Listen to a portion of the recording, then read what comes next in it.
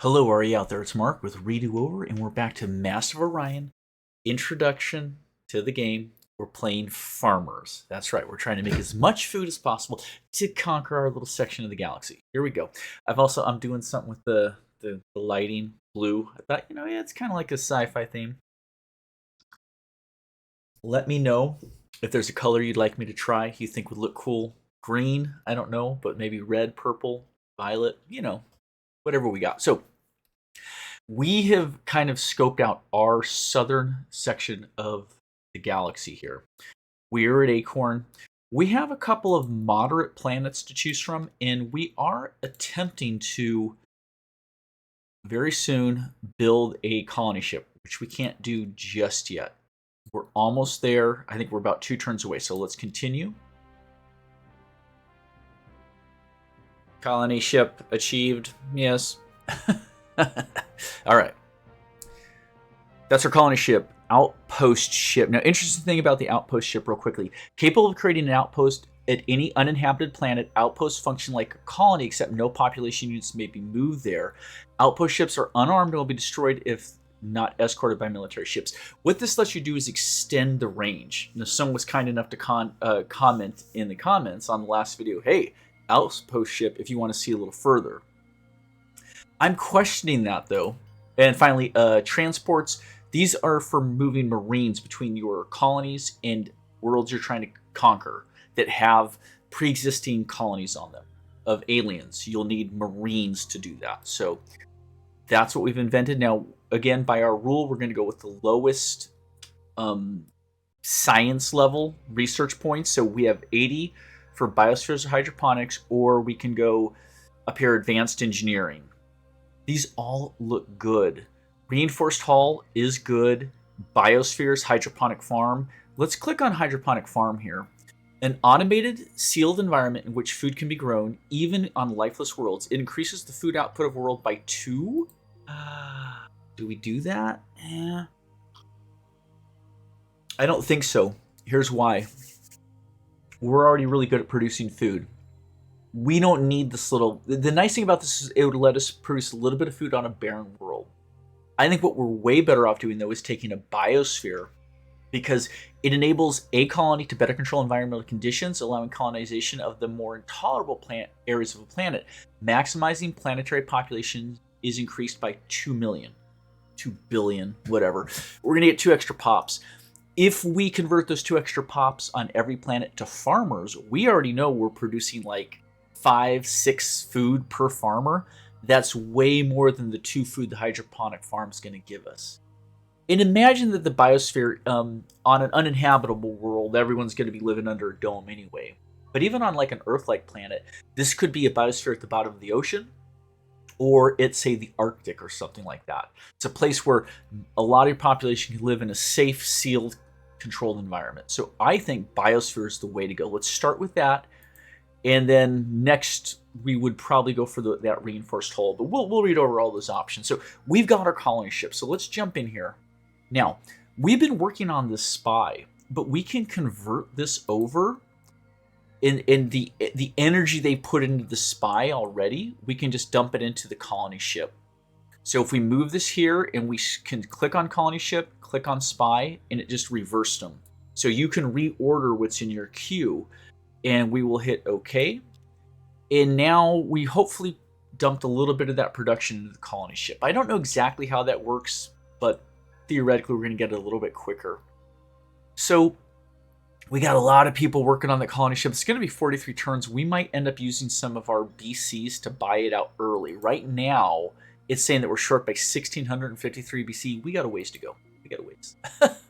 You might be wondering up here, we're working on Marine Barracks on Acorn 1, which is our new colony. Let's click on there real quickly. The reason we want this Marine Barracks, we don't need Marines to invade, but we do need Marines who will help mitigate these 2 sad faces, these 2 drama faces. Right now, each of these is causing all the production on our planet, on this colony, to be reduced by 20%. That's right, 20% negative morale equals, and you see right here, it says -20 government morale, no barracks. If we were a democracy, we wouldn't suffer from this. But I think, what are we, a dictatorship? So yeah, our people are really unhappy. with it, and essentially the Marine barracks is like the police force to keep you happy with a gun, like authoritarian dictatorships do. You know how it is. Think Russia. Yeah, let's get political. All right, minus 20% morale. So that's going to be affecting our mining, our science, and our food production. Heck, it might even reduce population growth. I haven't been able to look into it that carefully, but that's where we're at. That's why we're making that Marine barracks. It's usually one of the first things you're going to want to make. So let's hit return. Yeah, let's just continue. Continue. There's not a whole lot going on for us right now. Let's just check into our races tab real quick. I want to see. We only have the one spy. Now, we haven't met an alien species yet, so we're safe with only the one. But we are going to want to build that up to 2, 3, or 4 defensive spies. So let's continue on. So we clicked through quite a few turns. Let's jump back into our colony. You can see the Marine barracks is nearly done. We'll let them keep going on that. Bear in mind, when we look at Acorn 2, we're producing 2 food, 2 production, 2 mining picks. Let's see when we get that Marine barracks done if either of those goes up to 3. So it'd be a good little test for us to see how beneficial it is. I'm not sure, but... And then let's look at our colony ship. We were at 1,654 before. Now we're down to 860. And that was maybe 8 turns. So we're closing in quickly. That gap is narrowing very quickly. So we'll hit return. And yeah, let's get our research done. And we got a breakthrough a turn early. We got the biosphere. That's perfect. And our next option is going to be up here. So we have anti-missile racks. That's not bad. Anti-missile rockets, sorry, not racks, are good for shooting down incoming missiles. Maximum range 15 squares to fire defensively. Chance of scoring a hit is 85%, minus 5 per square distance. So anti-missile rockets are not bad, but you know what? We can just turn a laser or fusion beam into a point defense weapon and also target enemy missiles and enemy fighters. So I don't think we need anti-missile rockets as a technology. It's too expensive to burn the whole technology. We also have fighter bays. Now, fighter bays are nice because you can allows you to carry a group of 4 short-range fighters. They carry 1 beam weapon of the best type that can have the point defense modification, in this case, laser beams.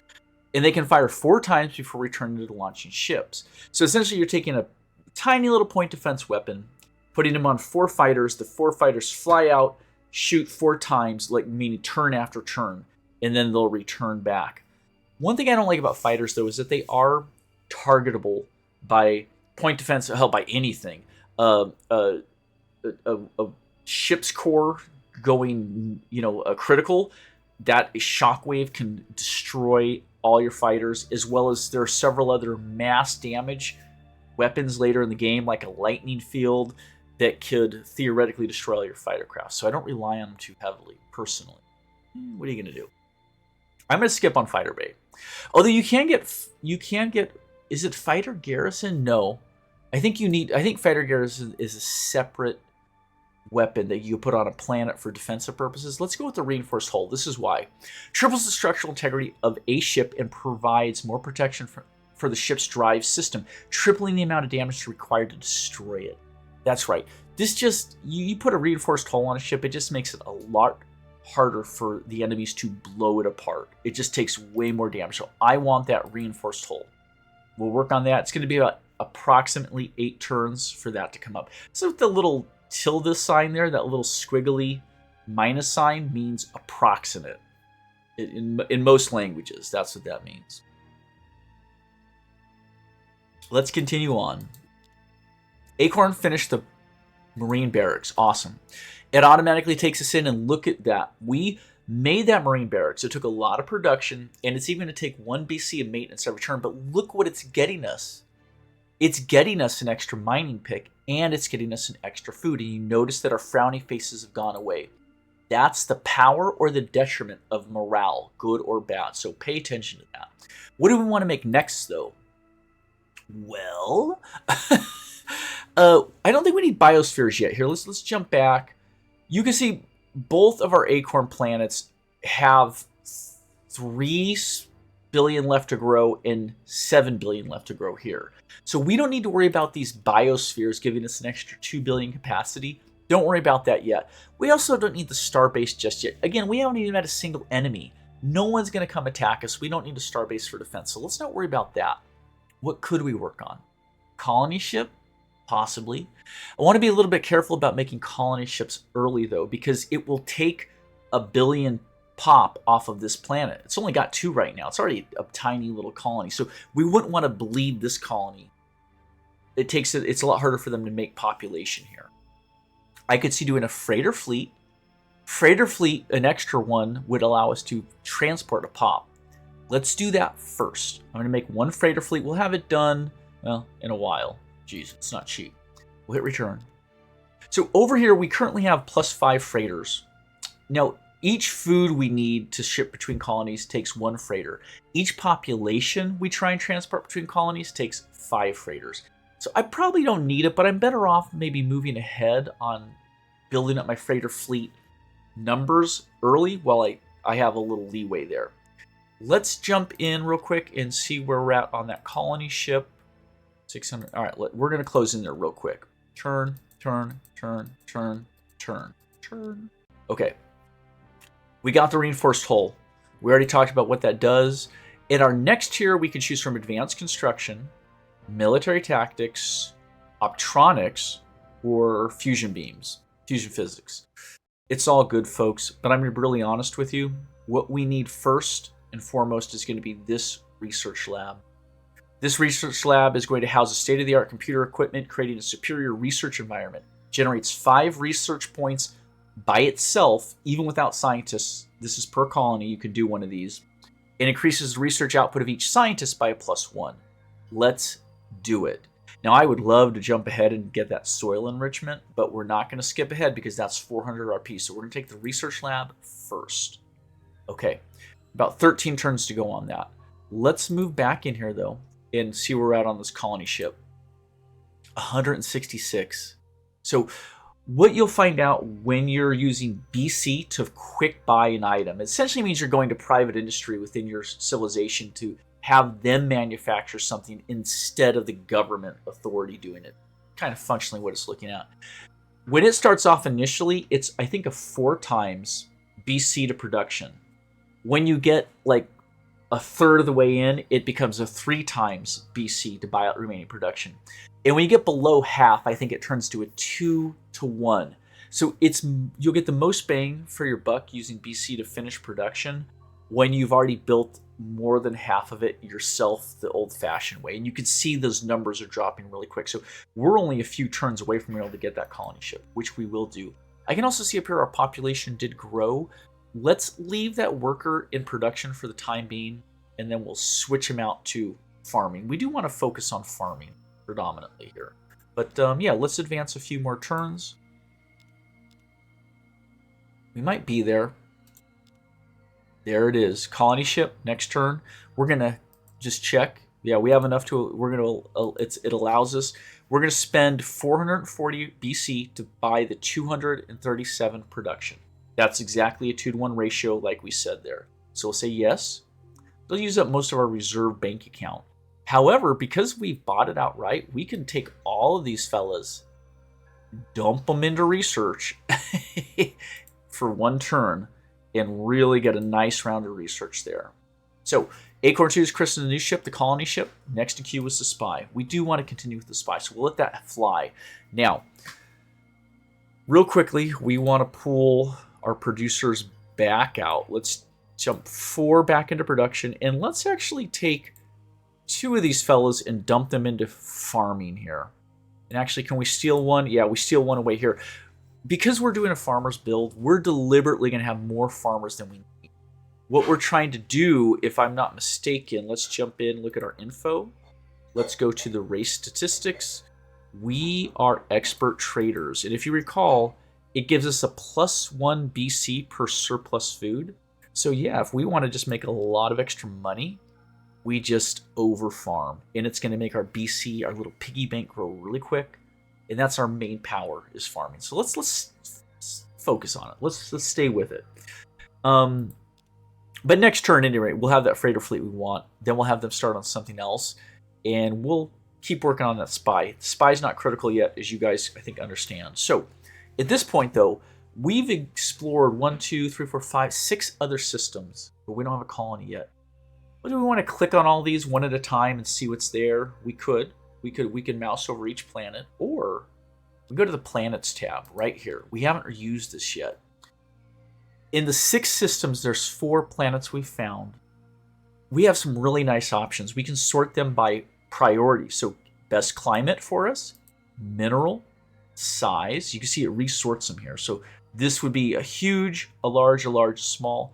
For mineral production, it would be abundant, abundant, abundant, poor. Or for climate, it just means desert, which is habitable. You could live on a desert without a spacesuit.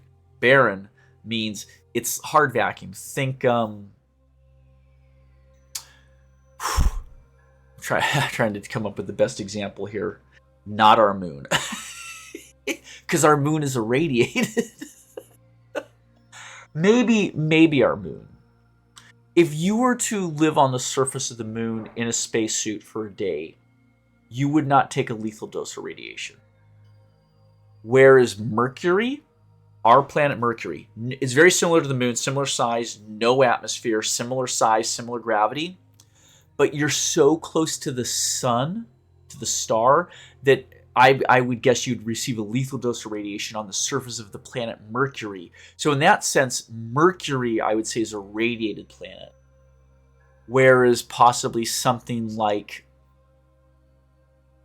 Gibber here is more like the moon, where it's not instant death. Or maybe even Mars. Mars is a desert, but Mars is probably close to barren. Meaning, you know what, there's not oceans, there's not planets, there's a thin, tenuous atmosphere. Maybe there's some ice, but it's, small ice caps locked away at the poles. Maybe Mars would be a better example of barren, or our moon, somewhere in that range. But definitely Mercury would be a radiated planet. Okay. And then finally, toxic. Vox 1. Toxic would be Venus. Extremely hot, sulfurous atmosphere. That's an excellent example of toxic, in my opinion. I'm trying to think what the best example of barren would be. Maybe one of the moons of Jupiter doesn't have an atmosphere. But of course, Jupiter has intense radiation. I digress. The other things we can look at here under display restrictions: no enemy presence, meaning is this a planet that enemies control or occupy? Normal gravity, and you could toggle these on multiples of these, so you can do a sort queue. So mineral abundance, I like that. Let's turn that on. Planet in range, that's important. Non-hostile environment, normal gravity, maybe. No enemy presence, yeah. This is probably the best way to look at it. I would say, it's funny though that non-hostile environment gets rid of those. Oh yeah, okay, because it considers radiated and barren hostile. So non-hostile environment would only give you deserts, tundras, ocean worlds, Terran worlds, Gaia worlds. So that makes sense. But yeah, we got to turn off non-hostile right now. We don't have that option. I want this one though. I want Yadith. Yadith is radiated. Normal G, abundant, large. That's all good, but it's got those gold deposits. That's what I want. So I'm going to select Yadith. Colony ship has had its course set, and we hit close. And it automatically had the send colony ship button right there, or we could send an outpost ship, either way. But you can see now right here, there's a little baby colony ship on its way to Yadith in 3 turns. We'll get another colony. So let's hit turn. Acorn Prime built the freighter fleet. Awesome sauce. And let's hit close. What else do we want to do here at Yadith? Yadith's not a great planet. Gosh, should we work on another colony ship? Should we start working on some weapons platforms? Let's design a quick weapons platform. Let's work on a moderate-sized ship, a destroyer. So let's do the Wolverine 2. And let's call it Lancer. Wow. Lancer 1.0. All right. Now, it's a destroyer, so it's a size larger than a frigate. We don't want to get into building really massive ships just yet, because it'll take us a really long time. But let's clear it out. Let's go into our special systems. Extended fuel tanks? Nah, we don't need the Lancers to have very long range. We honestly don't care about that. They're meant to stay local, but let's do that reinforced hull. It'll take up 15 space, but it'll triple the hull. And now let's jump into our weapons. Let's turn off most of this. Laser cannon's going to be our primary weapon. Let's heavy mount that. Hit accept. And let's choose another weapon. Do we have any missiles yet? Yeah. Nuclear missile. Let's throw that in. Let's put in a 2-shot nuclear missile. Accept. And let's add in a second. So it'll be 2 salvos of 2 nukes with a heavy mount laser cannon. And then finally, what else can we squeeze on there? Can we squeeze on a laser cannon point defense? Yes. Accept. Probably not necessary, but it'll give us one little shot to potentially shoot down an incoming nuclear missile. And let's build that bad boy. And let's get the Lancer in the queue. It'll take 42 turns. Yeah, it's going to take a while. Let's hit OK. Hit return. And let's do something real quick. Let's jump into our colonies tab. Acorn 2 is filling up. It's at 14 of 16 people. Let's grab one of these colonists and send them to Acorn 1. Why would we bleed colonists from Acorn 2 to Acorn 1? Because Acorn 1 is growing at... I'm pointing at the screen. You can't see. Acorn 1 down here in this little window you see is growing at 72k per turn, whereas Acorn 2 is growing at 67. Oh, wow. Acorn 1 is growing faster? How's that possible? How's that possible? Arid versus Terran. Oh, that's odd. Why is that? I honestly don't know. Maybe because the population is getting so large? Oh, I don't understand why that is. I would really expect Acorn 2 to be growing faster since Terran is more hospitable than Arid. Let's not worry about it. Let's grab one of our farmers and send them over to work. You can see the ETA, well, it's instant because it's within the same system. If we were sending this worker to a new planet in another system, it would have travel time, like 3 or 4 turns. But in this case, we can just move it instantly. That's a nice touch. And let's hit return. Turn. Colonize pre-selected planet of Yada 3. Yes, please. There's our initial colony ships. Yeah. Mineral abundant, normal. We'll call it Yadith. No, let's call it Beta. And we're essentially Acorn. No, let's call it. What can we call it? Let's call it B. Rock Oli. B. Rockly. Acorn. We're gonna go alphabetically so we can just kind of track the order in which the planets were made. I thought that was a clever thing someone came up with. We just colonized it. Okay. Now, when we look up here, we can see we're unhappy because we don't have a Marine barracks. We need police with the guns to make us happy. You guys get it. We're growing slowly at 40k. We can't farm here because it's a frickin'... It's a what? What is this? It's radiated. Yeah, so the radiation is going to kill any surface lights, unprotected. But this is a nice... I right-clicked on Barathi here, on Bureaucracy. You can see base food is 0, base industry is 3, base research is 3, morale -20, pop 1 of 5. Simple. Let's have the first thing they do is build that Marine barracks. It's going to make them happy. It's going to make everything else here better. Hit return. And there we go. That's awesome. Go back to our colonies. Yeah, it looks like everybody's working on what they need to work on for now. Let's continue. Turn. I'm glad we're working on that Lancer 1.0 right now. Here we go. Sakra Ambassador. Please do not surrender, dear Chut. The Sakra military is anxious to meet you in battle. The Oddmakers are even giving you a 10% chance of surviving. Yeah. Sakra are hideous and militaristic, I would say. I believe they grow quite quickly, like high reproduction rate. So we have our little scout ships here. But the problem with these scout ships is they only have a nuclear missile each. You know what? Let's send our scout ships over here to Pegasus 2. And we're going to hope we can keep the reptilians from coming in on our territory. Now, is Pegasus worth defending? No, there's nothing there. So I'm hoping this will form a good buffer. Look at both of these star systems. Calf and Pegasus has nothing. I'm hoping that it'll keep them from wanting to come in our direction. Fingers crossed. What about Gibber? Does Gibber have anything? It has one puny, barren little moon. They might leave it be. I'll colonize it eventually. But yeah, now when we go into the races tab, you can see now we have the Sakura's leader, Surak, here. We are essentially neutral with them. No treaty. We need more spies. We don't want them stealing our spy technology. So we're going to jump over here.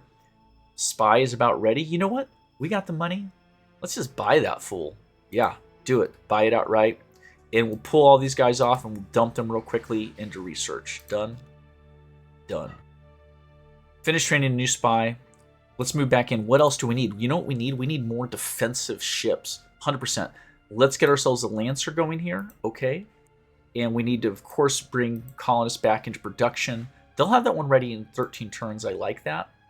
And I want to do one other thing here. Let's send one colonist off to Burakli. Let's steal another one of our farmers and send them to Burakli to help them. 3 turns till they get there. Okay. Now you'll notice that used up 5 of our available 9 freighter fleets are currently transporting people, which is fine. Yeah, we're not going to scrap it. So here we go. Turn. We got the research lab. We will start on those next on all of our colonies. That's really going to upgrade our rate of research. So what do we want next, though? Now that we've got that, I'll tell you what we need. The next most important thing is going to be... It's tricky. There's some good stuff. Space Academy I don't really care about, but I want a fusion beam for offense and defense to keep the Sakura from coming in on us. But I'll tell you, all these are good. This is painful. Automated factory, we must have it. This is like it's the production version of the laboratory. The automated research lab. Heavy armor, I wish we could have it. It's like structure. Heavy armor negates armor-piercing effects and reinforces the ship's armor, tripling the amount of damage the armor can absorb. So it's like it's like reinforced structure, or whatever you know it's called. Planetary missile base for defense. Contains 300 space units of the best missiles with unlimited ammo. That's really nice on defense. But ultimately, the autofac is what we need. Aid industrial workers in their building of finished products. Generates 5 production without any other workers working on it per colony. It increases production of each worker by +1. We must have it. We can't win without it, honestly. We're going to do autofac next, is what it is. Commander Sparky, the Meklar Cybernaut, we'll wait to see if we can hire him. Yeah, we want to hire him. He has ordnance and engineering. Okay, for now we don't have enough, but we'll have it next turn. So let's hit turn. Now we'll jump back into Leaders tab. We have our 2... Oh, look at what we forgot. We can send our environmentalists... Auri over to Burakli.